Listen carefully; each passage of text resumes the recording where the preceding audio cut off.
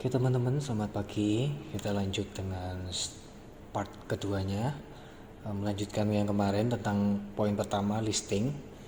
Kita akan bahas tipe, bentuk, dan posisi properti. Jadi tipe properti itu apa saja? Ada rumah, villa, tanah, kafling. Tanah ini identik dengan luas ya, hektaran biasanya. Tapi kalau kafling itu lebih spesifik ke per kafling, per unitnya, per petanya ya. Jadi 6 12, 6 15, 5 kali 10, 10 kali 20. Jadi satu peta. Oke. Uh, High rise building. High rise building ini bangunan gedung ya. Jadi kayak apartemen, hotel, kos juga termasuk bangunan bertingkat, kondominium, kondotel.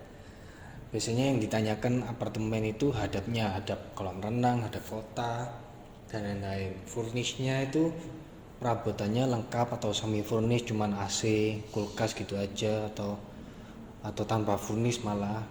Ini biasanya ditanyakan karena berkaitan dengan harga furnish ini. Pasti beda hitungannya. Terus hotel yang ditanyakan tuh biasanya ROI ini ROI, ini return of investment. Beda sama okupansi. ROI ini lebih ke nilai uangnya. Jadi kalau dia invest 1M per bulannya tuh biasanya ROI itu yang bagus 9%, 9-10%. Jadi satu tower itu, misalkan hotel satu tower, tiap bulannya keisi 50 orang dan tiap kamarnya 1 jutaan misalkan. Itu jadi per tahunnya berapa? Dibagi sama harga hotel itu jadi ROI persentasenya. Jadi nilai uangnya ya, pendapatannya. Sedangkan okupansi itu ke lebih ke orangnya, tingkat kedatangan orang pengunjungnya. Jadi kayak di Bali itu okupansinya pasti lebih besar daripada daerah-daerah lain ya. Di Bali kan banyak turis dan lain-lain, jadi hotel itu kebanyakan penuh gitu. Beda dengan daerah-daerah. Terus kos itu aktif, ada penghuninya maksudnya atau tidak. Terus tarifnya berapa per kamar. Nanti ujung-ujungnya juga ROI. Beli kos 2M pendapatannya 20 juta per bulan, per tahunnya sudah berapa persen, itu misalkan. Kalau kondominium itu apartemen mewah identiknya, sama kayak apartemen persis, cuman lebih mewah biasanya. Kalau kondotel tuh hotel, cuman ada beberapa part, misalkan di lantai berapa itu dijual ke orang, ke masyarakat. Misalkan satu gedung itu di lantai 5 sama 6 itu kondotel. Nah, per kamarnya itu dijual ke masyarakat. Jadi kita bisa beli seakan-akan punya hotel tapi cuma satu kamar lah, itu di kondotel. Ya, di Bali ini banyak kondominium kondotel. Surabaya sudah mulai. Terus commercial area itu biasanya buat bisnis ya, ruko itu parkirnya memadai atau tidak, terus tingkatnya itu berapa lantai, rukonya 2, 3, 4 lantai dan seterusnya. Kalau gudang yang ditanyakan tuh akses tol dan akses truk, itu masuk kontainer berapa feet atau cuman masuk call diesel, dan karena berkaitan dengan distribusi barangnya. Terus pabrik itu selain tol dan akses truk, pabrik juga biasanya ditanyakan usahanya juga ikut dijual atau enggak, atau cuman bangunan pabriknya saja sama karyawannya atau mesinnya dijual beserta itu atau tidak. Oke, itu tadi tipe propertinya, ada rumah, tanah, high rise building, commercial area. Sekarang ada bentuk properti ini mengacu ke tanahnya ya. Tanahnya itu kotak atau trapesium, atau ngantong tuh besar belakang ya, biasanya bawa hoki katanya kepercayaannya. Terus ada ngipas itu kayak showroom itu kan depannya lebih cocok untuk showroom maksud saya. depannya lebar toh, besar depan, jadi bisa buat majang mobil, yang belakang untuk kantor karena kan sempit, lebih kecil lebarnya. Oke, posisi properti itu normal, kanan kiri ada tetangga, depan ada tetangga atau tembok biasanya. Terus tusuk sate itu rumahnya ngadep jalan langsung, jadi langsung ke arah jalan, menghadap jalan. Kepercayaan jual belinya juga agak sulit kalau tusuk sate di Indonesia. Terus kuldesak itu di pojok, cuman pojoknya itu pojok mepet tembok. Jadi kenapa saya tulis ini parkir mudah, untuk lebih gampang dicerna. Parkir mudah karena kita di sebelahnya ada tembok, otomatis tidak mungkin jarang ada mobil lewat lagi, jadi bisa dibuat untuk parkir. Oke, kalau hook ini sama-sama pojok, cuman bedanya hook ini hook yang di tikungan biasanya. Jadi kanan kiri itu menghadap jalan rumahnya, propertinya. Kena GSB kanan kiri, maksudnya garis padan bangunan kanan kiri. Kita kan harus, setiap properti itu kan harus mundur berapa meter, 3 meter, 4 meter. Kanan kirinya juga harus mundur. Hook biasanya di tikungan. Oke. Selanjutnya kita level up ya. Kita sudah bahas listing secara mendasar tadi, bentuknya, tipenya, terus formnya gimana. Kita sekarang berkaitan dengan listing, tetap menghitung KPR, price list. Jadi kan di listing itu ada harga juga. Nah, kita bahas price listnya, bacanya gimana. Master plan, site plan, layout ini berkaitan dengan product knowledge-nya developer, supaya kita ngerti, oh ini master plan, oh ini site plan, oh ini layout, gitu ya. Oke. Menghitung KPR, ada banyak aplikasi di handphone, termasuk sudah ada di aplikasi Mention. Kita sudah masukkan kalkulator KPR. Ini tinggal dimasukkan berapa yang dihutang. Loan ini kan pinjaman, misalkan ini 500 juta, annual interest rate ada persen, berarti bunga, gampangannya gitu, ada persentase berarti bunga banknya berapa, 7% sekarang, rata-rata segitulah, 6-7%, 8%, kita ambil 7. Oke, periodnya ini masa terminnya, kita mau minta tenor berapa lama, 5 tahun, 10 tahun, 15 tahun, 25 tahun, terserah. Atau kita bisa ambil rata-rata 15. Jadi kalau klien tanya, kalau saya mau KPR sekian juta, sekian ratus juta atau sekian M, itu sekarang kena berapa per bulannya, tinggal masukkan 3 pokok ini aja, pinjamannya berapa, loannya ini, bunganya berapa, interestnya ini, periodnya atau jangka waktunya berapa lama. 3 ini aja, langsung klik OK di sini. Nanti muncul monthly paymentnya 4,49 juta. Ini kan ada titik, ini desimal. Jadi 4.400.000-an. Oke, dengan 500 juta, bunga 7%, lamanya 180 bulan atau 15 tahun. Ini 4 juta. Oke, sambil selingan, kalau KPR itu kita hutang di awal, pasti tahun-tahun pertama tuh lebih besar bayar bunganya daripada bayar pokoknya. Contoh di sini 500 juta, kita bayar cicilan 4 juta sekian, kita bayar pokoknya itu cuma 1,5 juta, sedangkan bayar bunganya 2,9, hampir 3 juta. Ini total 4 juta sekian. Memang begitu karena takutnya dilakukan pelunasan di awal, jadi bunganya diantem di depan gitu ya, lebih besar di depan persentasenya, tapi semakin lama akan semakin kecil. Pada akhirnya nanti pokoknya kita akan lebih besar bayarnya daripada bunga. Ini selingan aja ya supaya tahu. Terus di sini yang menarik ada kita kan hutang 500 juta tadi. Di sini ada total interest. Interest ini kan bunganya. Berarti kita kena bunga 300 juta sekian. Hampir 1,5 kali lipat ya, 500, setengahnya kan 250, 300. Kita total bayarnya 500 tambah 300, 800. Kita hampir bayar 1,5 kali lebih besar. Tapi kalau menjelaskan ke klien, ini kan hitungannya per tahun, per 15 tahun maksud saya. 300 juta ini bunga untuk 15 tahun. Masih wajar karena saat 15 tahun 500 juta nilai properti ini atau nilai pinjaman ini, propertinya kan akan naik juga seiring bertambahnya tahun. Jadi mengapa orang banyak yang suka KPR meskipun bunganya terlihat besar, terlihat ya, karena diiringi dengan nilai propertinya itu sendiri.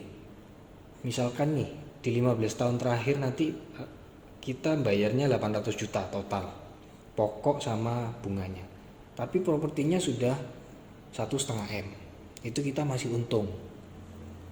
Ngerti ya? Oke, saya lanjut membaca press list harga. Kita ambil contoh ini untuk apartemen ya, karena biasanya yang sulit tuh apartemen.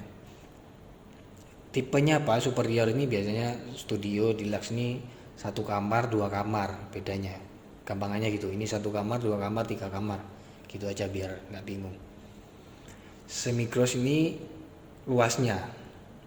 Oke, harga ini harganya, terus harga setelah diskon 4% jadi 554 dipotong 4%, 532 jadinya. Ini cara bacanya ya, dari kiri ke kanan. UTJ nya 10 juta, jadi 532 dikurangi 10 juta, baru diambil 5%-nya. Oke, 5%-nya tadi dibagi 12 kali. Ini kan cicilan 1 sampai ke 12 maksudnya, berarti 12 kali cicilan DP 5%. Ketemunya 1 juta sekian. Oke, terus ambil lagi yang 10%. Ini dikurangi ini dikali 10%, 13 ke 36 berarti 2 tahun. Jadi ini cicilannya total 3 tahun. Tahun pertama 5%, tahun kedua 10%. Ketemunya 2 juta sekian. Kenapa dibuat gini? Supaya ini jadi gimmick. Cicilan 1 juta, ternyata memang yang dibagi 5% dulu di tahun pertama. Jadi cuma 1 jutanya itu di tahun pertama aja, selanjutnya 2 juta. Oke, KPA cicilannya 3 juta sekian. Jadi di tahun pertama 1 juta, tahun kedua dan tahun ketiga 2 juta, sisanya lanjut di bank 3 juta. Ini memudahkan customer supaya mengikuti perkembangan pertambahan income. Kan tiap tahun pasti nambah income-nya. Juga supaya menarik. Oh, cicilan 1 juta kan menarik. Ini dibuat gimmick nanti. Gimmick tuh pancingan untuk menarik orang. Oke, ini dibaca. Kalau ada keterangan ini ada estimasi bunga, kalau mau ngitung KPA-nya. Tapi ini sudah dihitungkan sih. Jadi 3 juta ini dari asumsi bunga 7%. Oke, uang tunda jadi senilai 10 juta, UTJ dibayarkan pada hari A, DP 1 maksimal, cicilan yang 1 juta ini maksimal H plus 14. Nggak boleh telat biasanya. Oke, biasanya banyak keterangannya, bisa dibaca dulu atau tanya ke prinsipal atau koordinatornya. Sekarang membaca master plan. Master plan itu peta besarnya. Ini misalkan saya ambil contoh ini ya. Di kawasan ini, kawasan besar ini terdiri dari beberapa klaster. Grace Point Hill, Club House, Sagamore Hills, Golf Mansion, Golf Villa. Ini klaster-klasternya. Jadi ini gerbangnya masuk, ketemu klaster ini, ketemu klaster ini, hadap utara. Hadap utaranya ke Serong sini. Ini dibaca untuk mata anginnya. Sedangkan posisi ini ada di sini. Itu cara bacanya. Ini master plan. Oke, kita lanjut ke side plan. Side plan ini lebih kecil lagi. Ini kan per cluster ada ini namanya Hunian Alam, Royal Golf, Grand Rivera. Per cluster ini akan jadi side plan. Nih, side plan. Per klaster ada beberapa perumahan. Ini ada dijual kafling, ada dijual rumah. Jadi lihat warnanya ya, warna biru keterangannya kafling, berarti ini kafling. Yang pink rumah, ini berarti rumah. Hadap utaranya sama, serong lagi, tapi kebanyakan developer setnya utara hadap atas. Ini tetap dibaca ya. Jadi utara barat, ini hadap barat kebanyakan. Yang ini hadap timur. Oke. Ada nomornya juga. Unit nomor 2, nomor 3, nomor 5, 4 biasanya dihilangkan karena dianggap nomor sial. 4, 13, ini 12, 15, 13-nya nggak ada, 14-nya nggak ada. Oke, nah ini kan tadi kita ambil contoh rumah nomor 2. Ini kan ada peta ini, per unit. Jadinya layout. Layout ini lebih kecil lagi. Setiap rumahnya ada layout, ada denah rumahnya. Itu namanya layout. Kalau fasad tampak depannya rumah. Oh, rumahnya nanti bentuknya gini depannya. Itu namanya fasad. Kalau layout ini denahnya. Yang depan yang ini yang ada mobilnya. Garasi carport ini kan ada di depan, nggak mungkin di belakang. Jadi ini yang depan. Kita depan masuk lebar 9, panjangnya 20 meter. 9 kali 20 meter. Ini ya 9. Ini 20 nih. Tarik garisnya di sini. Terus untuk panjang carportnya 7,5, 750. Ini untuk carport, masuk lagi 3 meter, masuk kamar 3 kali 3 meter ini. 3 kali 3,25 meter. Ngerti ya cara bacanya ya. Jadi kamarnya kalau ditanya ukuran kamar berapa? Tarik aja, ini kan ada temboknya ini. Temboknya ini 3,25. Yang ini di sini 3 meter. Jadi 3 kali itu 3,25. Sama untuk yang lain. Ini masuk ketemu ruang tamu, depan ada kitchen, ada dapur. Terus masuk sini ada kamar, kamarnya bisa menghadap taman, ini jendela. Jadi bisa kebayang ya kalau menjelaskan ke klien. Masuk lagi ruang keluarga, ada ruang makan, ini tangga. Di bawah tangga ada pintunya masuk sini ya. Ini ada pintu masuk ke kamar mandi. Terus masuk belakang, ini ada taman. Terus ini ada kamar tidur pembantu, ada kamar mandi pembantu. Oke. Kalau ada orang, ini selingan info ya, kalau ada orang bilang full bangunan berarti di sini nggak ada taman. Oke, jelas ya. Itu istilah orang-orang properti. Kalau full bangunan berarti nggak ada taman. Oke, ini lantai satunya. Pasti ada gambar mobil, ada carportnya. Yang ini berarti dia 2 lantai. Karena yang di sini diarsir ya. Jadi yang ini aja unitnya.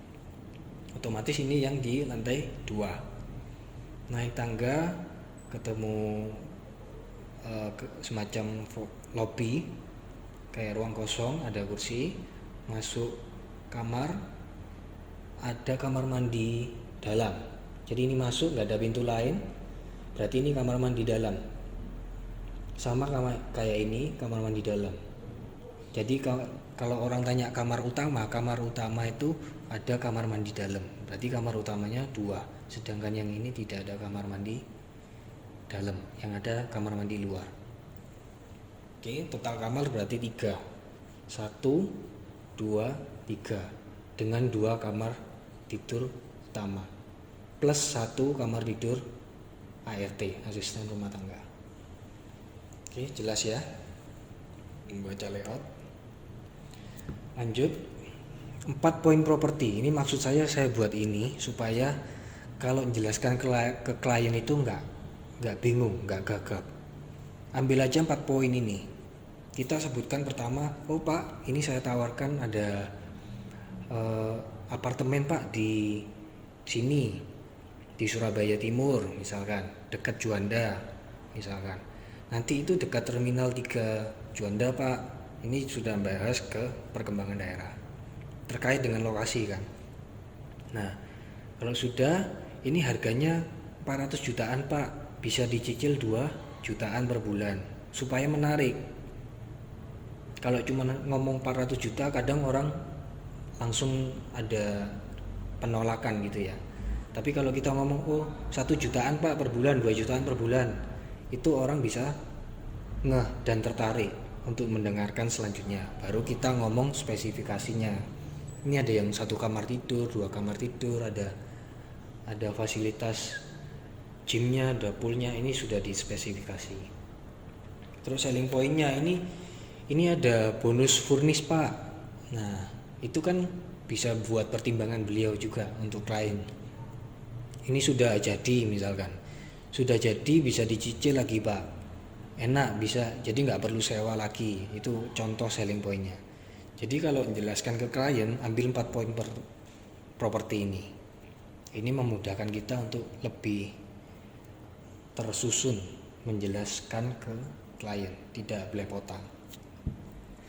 Oke, lanjut.